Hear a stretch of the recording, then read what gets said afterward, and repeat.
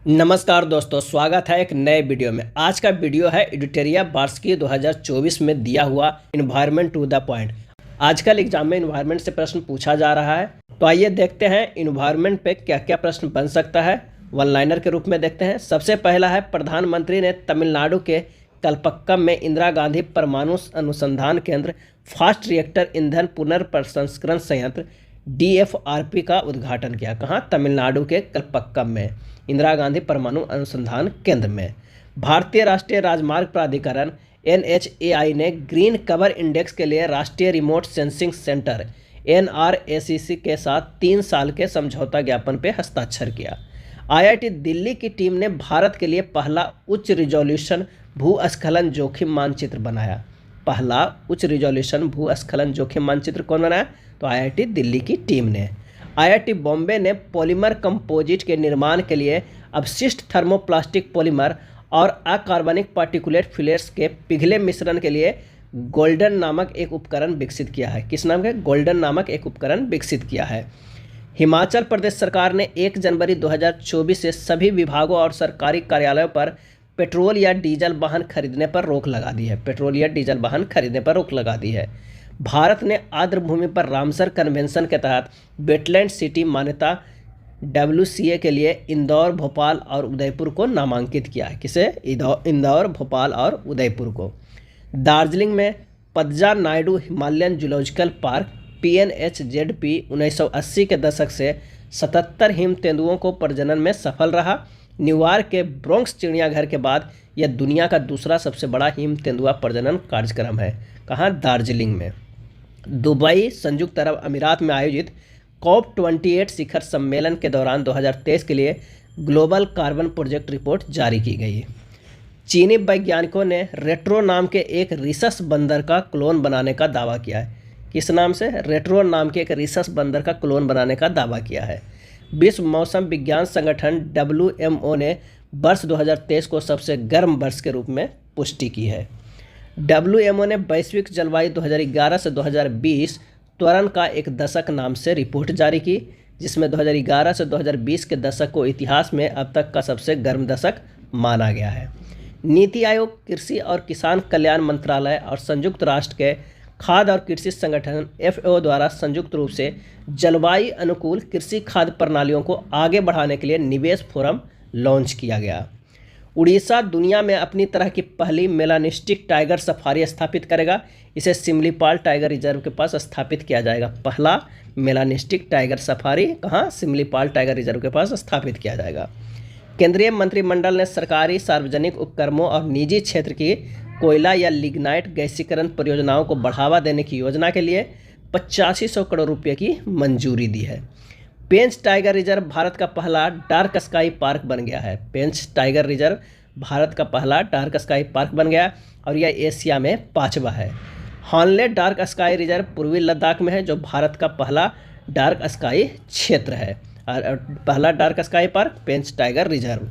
संयुक्त राज्य अमेरिका में पहली बार अलबामा के एक कैदी केनेथ स्मिथ को नाइट्रोजन हाइपोक्सिया द्वारा मृत्युदंड दिया गया।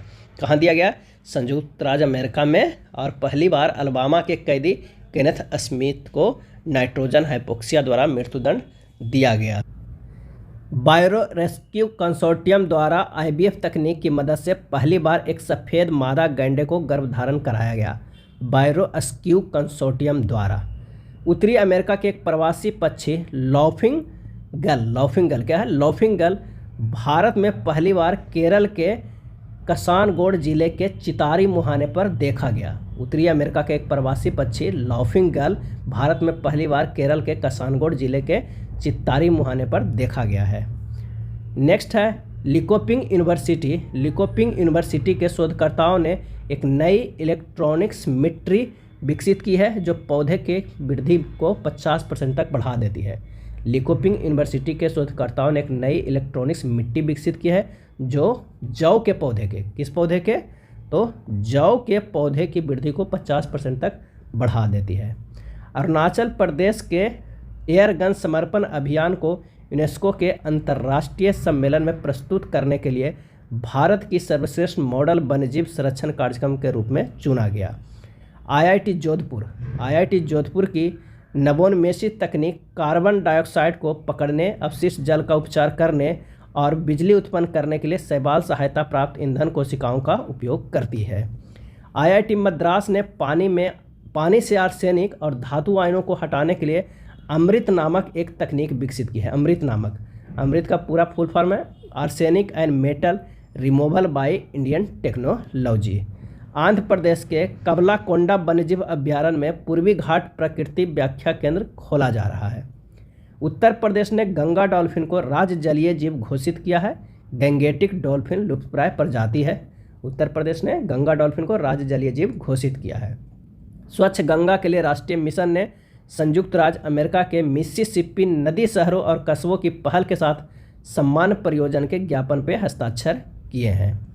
केंद्रीय ऊर्जा और नवीन एवं नवीकरणीय ऊर्जा मंत्री द्वारा ऊर्जा संरक्षण के लिए छात्रों के नेतृत्व वाला 4E वेब राष्ट्रीय आंदोलन शुरू किया गया है। 4E eco friendliness economy education empowerment. COP28 के दौरान अफ्रीकी नेताओं ने अफ्रीकी उद्योगों में हरित विकास में तेजी लाने के लिए हरित औद्योगिकरण पहल शुरू की है।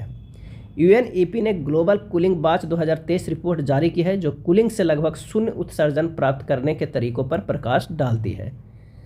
केंद्र सरकार ने गुजरात के कच्छ में बन्नी ग्रासलैंड में चीता प्रजनन केंद्र स्थापित करने को मंजूरी दी है। बन्नी ग्रासलैंड में चीता प्रजनन केंद्र स्थापित करने को मंजूरी दी है। केंद्रीय चिड़ियाघर प्राधिकरण CZA ने दुबई सफारी पार्क से चीता, अफ्रीकी शेर और चिंपैंजी को उड़ीसा के नंदनकानन प्राणी उद्यान में स्थानांतरित करने को मंजूरी दे दी है। कुनमिंग मॉन्ट्रियल वैश्विक जैव विविधता फ्रेमवर्क के कार्यान्वयन का समर्थन करने के लिए कनाडा में ग्लोबल इन्वायरमेंट फैसिलिटी की 7वीं असेंबली में वैश्विक जैव विविधता फ्रेमवर्क फंड को मंजूरी दी है। राष्ट्रीय जैव ईंधन समन्वय समिति ने 2025-26 से संपीड़ित प्राकृतिक गैस ENG और पाइप्ड प्राकृतिक गैस PNG के साथ संपीड़ित बायोगैस CBG के अनिवार्य मिश्रण को अपनी मंजूरी दे दी। NTPC रिन्यूएबल एनर्जी लिमिटेड ने गुजरात के कच्छ के दयापुर में अपनी पहली परियोजना 50 मेगावाट की पवन परियोजना के वाणिज्यिक संचालन की घोषणा की है। ऊर्जा मंत्रालय के तहत energy efficiency services limited EESL ने national efficient cooking programme NECP और energy efficient fan programme EEFP launch किया है। जाक्सा के समर्थन से जापानी वैज्ञानिकों ने अंतर्राष्ट्रीय अंतरिक्ष स्टेशन ISS पर पहली बार अंतरिक्ष में चूहे के भ्रूण को सफलतापूर्वक विकसित किया है। किसके? चूहे के भ्रूण को। बॉम्बे हाई कोर्ट ने गोवा सरकार को 3 महीने के भीतर महादेई वन्यजीव अभ्यारण्य और राज्य के अन्य निकटवर्ती क्षेत्रों में एक बाघ रिजर्व को अधिसूचित करने का निर्देश दिया। भारतीय उष्णकटिबंधीय मौसम विज्ञान संस्थान पुणे ने वर्षा लाने के लिए सोलापुर शहर में क्लाउड सीडिंग प्रयोग का प्रदर्शन किया। अंतर्राष्ट्रीय ऊर्जा एजेंसी IEA द्वारा जारी विश्व ऊर्जा आउटलुक 2023 के अनुसार भारत अगले 3 दशकों में दुनिया के किसी भी देश या क्षेत्र की तुलना में सबसे बड़ी ऊर्जा मांग में वृद्धि देखेगा। ऑक्सफैम द्वारा जारी जलवायु समानता 99% के लिए एक ग्रह रिपोर्ट बताया गया है कि वैश्विक आबादी का सबसे अमीर 1% सबसे गरीब 66% के बराबर कार्बन उत्सर्जित करता है। विश्व में 1.3 मिलियन मौतें गर्मी से संबंधित होते हैं। बेंगलुरु ने जलवायु परिवर्तन से निपटने के लिए C40 सिटीज़ की प्रतिबद्धता के अनुरूप अपनी जलवायु कार्य योजना शुरू की है। IIT बॉम्बे ने कार्बन नैनो फ्लोरेट बनाया है, जो सूरज की रोशनी को कुशलता से गर्मी में बदल सकता है। IIT Bombay national centre for excellence in carbon capture and utilisation NCO-CCU ने एक ऊर्जा कुशल तकनीक विकसित किया है, जो परिवेश के तापमान पर कार्बन डाइऑक्साइड को कार्बन मोनोऑक्साइड में परिवर्तित करती है। विश्व स्वास्थ्य संगठन ने जलवायु लचीले और कम कार्बन वाले स्वास्थ्य प्रणालियों के निर्माण के लिए एक परिचालन ढांचा पेश किया है। भारतीय विज्ञापन मानक परिषद ASCI ने ग्रीन वॉशिंग से निपटने के लिए दिशा निर्देश को 9 सूत्रीय मसौदा पेश किया है। वन अनुसंधान संस्थान देहरादून ने 2023 में वनों पर संयुक्त राष्ट्र मंच UNF के एक भाग के रूप में कंट्री लेड इनिशिएटिव CLI कार्यक्रम की मेजबानी की है। भारतीय सेना ने हिमाचल प्रदेश के बकलोह में विशेष बल प्रशिक्षण स्कूल SFTS में विशेष बलों को प्रशिक्षित करने के लिए अपनी पहली ऊर्ध्वाधर पवन सुरंग स्थापित की। केरल के केसरगोड जिला आधिकारिक तौर पर अपने पेड़, फूल, पक्षी और प्रजातियों को नामित करने वाला भारत का पहला जिला बन गया। केरल के केसरगोड। पर्यावरण, वन और जलवायु परिवर्तन मंत्रालय द्वारा 13 अक्टूबर 2023 को इको मार्क योजना अधिसूचित की गई है। यह विशिष्ट पर्यावरणीय मानदंडों को पूरा करने वाले घरेलू और उपभोक्ता उत्पादों के लिए मान्यता और लेबलिंग प्रदान करता है। नोट में है प्रशासक, केंद्रीय प्रदूषण नियंत्रण बोर्ड एवं भारतीय मानक ब्यूरो। जलवायु सेवाओं के लिए वैश्विक ढांचे के आधार पर भारतीय मौसम विज्ञान विभाग जलवायु सेवाओं के लिए राष्ट्रीय ढांचे की स्थापना कर रहा है। 46 अल्प विकसित देशों के मंत्रियों ने जलवायु परिवर्तन पर एक संयुक्त डकार घोषणा जारी की है। National institute for interdisciplinary science and technology NIIST द्वारा दोहरी कीटाणु शोधन सॉलिडिफिकेशन प्रणाली शुरू की गई है, जो रोगजनक बायोमेडिकल कचरे को सुरक्षित और अस्थायी रूप से प्रतिबंधित करेगी। सतत विकास लक्ष्य शिखर सम्मेलन 2023 में FAO ने 2030 तक वनों के लिए कार्यवाही के लिए CPF कॉल शुरू करने की घोषणा की। जनजातीय मामलों के मंत्रालय ने सामुदायिक वन संसाधनों के संरक्षण, प्रबंधन और सतत उपयोग के लिए नए दिशा निर्देश जारी किए हैं। मत्स्य पालन, पशुपालन और डेयरी मंत्री ने तमिलनाडु में भारत के पहले बहुउद्देशीय समुद्री शैवाल पार्क की स्थापना की आधारशिला की है। पहले बहुउद्देशीय समुद्री शैवाल पार्क कहाँ उद्घाटन किया गया, स्थापना की आधारशिला रखी है? तो तमिलनाडु में। भूवैज्ञानिकों ने पूर्वी लद्दाख हिमालय के बतरसे क्षेत्र में समुद्र तल से 18,000 फीट की ऊंचाई पर मूंगा चट्टान के जीवाश्मों की खोज की है। मूंगा चट्टान के इंटरनेशनल कोरल लीफ इनिशिएटिव ने global fund for coral leafs और हाई लेवल क्लाइमेट चैंपियन के सहयोग से कोरल रीफ ब्रेकथ्रू लॉन्च किया है। भारतीय विज्ञान संस्थान IISc के सामग्री अनुसंधान केंद्र वैज्ञानिकों ने एक नए प्रकार का एंजाइम मिमेटिक नैनो PTA विकसित किया है, जो सूरज के प्रकाश की उपस्थिति में औद्योगिक अपशिष्ट जल में जहरीले रसायनों को प्रभावी ढंग से नष्ट कर सकता है। आर्थिक मामलों की कैबिनेट समिति ने 13 गीगावाट नवीकरणीय ऊर्जा परियोजना के लिए ग्रीन एनर्जी कॉरिडोर चरण सेकेंड अंतर्राज्य ट्रांसमिशन सिस्टम को मंजूरी दे दी है। पावर ग्रिड कार्यान्वयन एजेंसी है। कोले बेटलैंड केरल में एक रामसर साइट है, जो कैबोम्बा फुरकुटा पिंक ब्लूम नामक एक आक्रामक विदेशी पौधे की प्रजाति से एक नए खतरे का सामना कर रही है।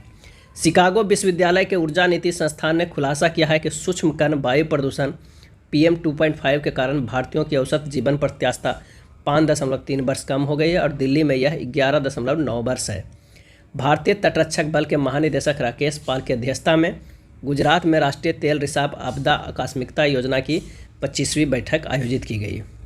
घरेलू आवास क्षेत्र में टिकाऊ पर्यावरण के अनुकूल निर्माण प्रथाओं को बढ़ावा देने के लिए भारतीय उद्योग परिसंघ का एक हिस्सा Indian green building council IGBC ने नेस्ट नामक एक नई रेटिंग और प्रमाणन पहल शुरू की है। वैश्विक समुदाय से कवक के महत्व पर जोर देने के लिए संयुक्त राष्ट्र जैव विविधता ने फग्गा अभियान शुरू किया है, जिसमें वनस्पतियों और जीवों, फ्लोरा और फौना के साथ साथ कवक फंगा शब्द को शामिल करने का आग्रह किया गया है। ब्राज़ील के शहर बेलेम आयोजित अमेजन सहयोग संधि संगठन शिखर सम्मेलन के दौरान दक्षिणी अमेरिकी देशों के प्रमुखों ने अमेजन वर्षावन की सुरक्षा को प्राथमिकता दी है। यूरोपीय संघ EU ने ग्रीन हाउस गैसों के उत्सर्जन को कम करने के लिए फिट फॉर 55 नामक एक व्यापक जलवायु कार्य योजना पेश की है। इसका उद्देश्य 2030 तक शुद्ध ग्रीन हाउस गैस उत्सर्जन को कम से कम 55% तक करना है। संस्था UN economy and social commission for Asia and the Pacific ESCAP ने हाल ही में रेस टू नेट जीरो शीर्षक से एक रिपोर्ट जारी की है। भारत ने बड़ी बिलियों की रक्षा के लिए अपने नेतृत्व में एक मेगा वैश्विक गठबंधन शुरू करने और $100 मिलियन की गारंटीकृत धनराशि के साथ 5 वर्षों में समर्थन का आश्वासन दिया है। प्रस्तावित international big cat alliance IBCA 7 बड़ी बिल्लियाँ बाघ, शेर, तेंदुआ, हिम तेंदुआ, फ्यूमा, जगुआर और चीता के संरक्षण और पुनर्वास की दिशा में काम करेगा। ये था एडिटोरिया वार्षिकी 2024 बुक में दिया हुआ इन्वायरमेंट टू द पॉइंट। अगर वीडियो अच्छा लगा तो लाइक एंड शेयर कर दीजिएगा। धन्यवाद।